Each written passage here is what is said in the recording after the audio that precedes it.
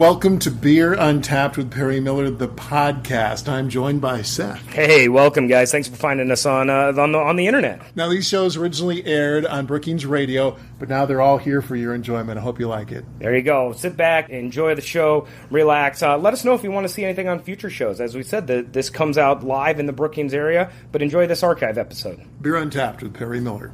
Welcome to Beer Untapped with Perry Miller. There are 4 key ingredients to any beer: water, yeast, malted grain, and hops. Over the next few weeks, we're going to take a look at those ingredients and the role they play in craft beer. This week, it's hops. If malt is the beer's base, hops are the spice. Hops are an ingredient that adds the bitterness to a beer. So if you were to have a beer without hops, you'd have a really strong malt or sugar character. You have bittering hops, and then, of course, you also have aroma hops as well. So that's even more of the flavor component. And these are all based on when you add them to the process, how much you add to the process, the varieties you add to the process. So hops give us a wide array of flavor profiles. That's Seth Koch from Wooden Lakes Brewing in Brookings. Hops are a great natural preservative. So hops are really kind of a cool plant that grew up and has been fostered by the brewing community and is really a critical part of beer itself. They add bittering to the beer, but can also bring out all kinds of flavors: citrus, tropical fruits, pine, grassiness, pepper, even onion. Hops are such a great plant, but they are one of the many tools in the brewer's toolbox. Hops, not only by variety, but can really impart flavor based on how you use them. If you boil them longer, you get some of the bitterness flavors where you lose the aroma. If you don't boil them as long, you maintain some of the aroma, but have, in some cases, a chance of getting some of the grass or vegetable flavors. You can put hops in at the end into the actual fermenter and use dry hops. The possibilities are limitless. Hops are cousins of the cannabis plant. Yep. Hops and pot are in the same family, and about 60% of all the hops grown in the U.S. are actually now exported to breweries around the world. More on hops as Beer Untapped continues.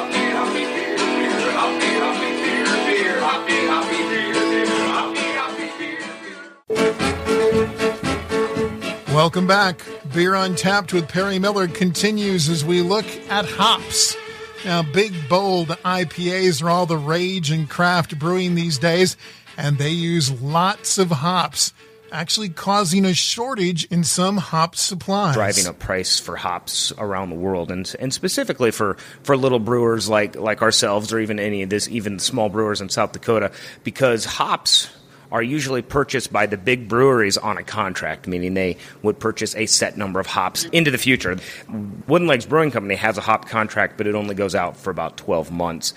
So what we have to do often is spot buy hops, being able to buy hops when available. And sometimes that becomes painful not only in price, but in variety. Most of the hops grown in the United States are grown in the Pacific Northwest, but they will grow in South Dakota. Anderson Hop Farms down around Sioux Falls has a great hop yard set up. We've been approached by a number of craft farmers and specialty farmers in our county to see if hops can grow here. Hops are a bit of a pain because of the trellis work and because of the labor involved in them.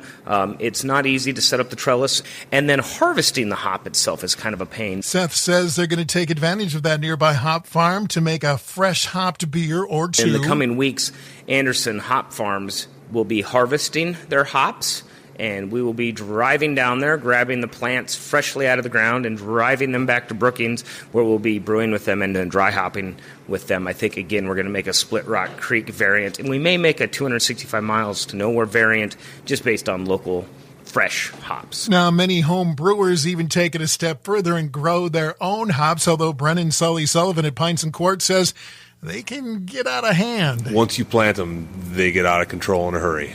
I have Cascade and Nugget in my yard, and they've completely taken over my oak tree, pulled out the stakes and trellis that I made for them, and went bonkers. My buddy has Cascade, Nugget, and Zeus hops, and I never knew a hop could get to be almost the size of a banana.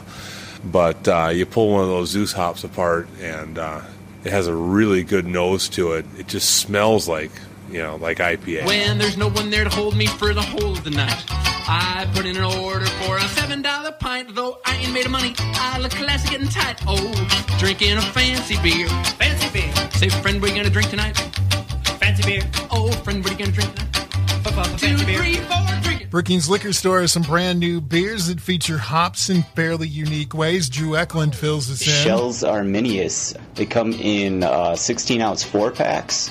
It's a hoppy lager, which is different. It works, though. It's hoppy, and yet it's got enough sweetness to balance it out. My wife hates hoppy beers, and she loves this one. Another hoppy beer is from Nonye. They're out of Norway. It's the Citrus Hystrix IPA. It's a really different take on IPAs. They've added rye, oats, lime, and mandarin juice. And the result is, it's kind of weird.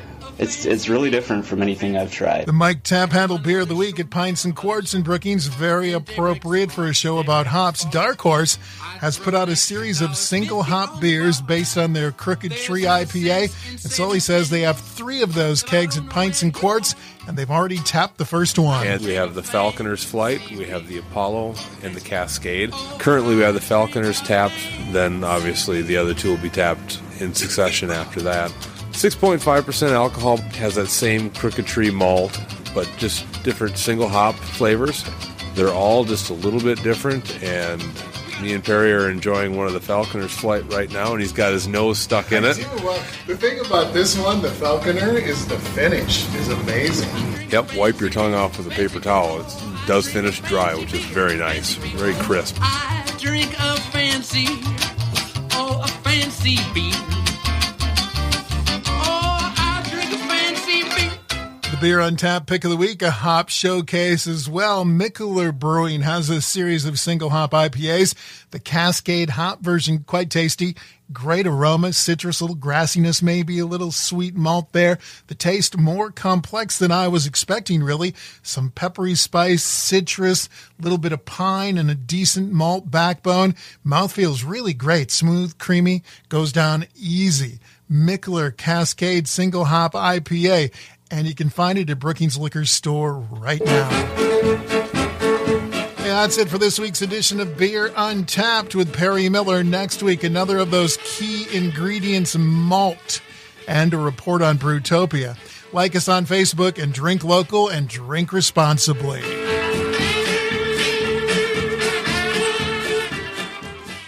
Thank you for listening to this archived edition of Beer Untapped with Perry Miller. Feel free to listen to other episodes, and if there's anything you'd like us to talk about on a future show, please let us know. Thanks again.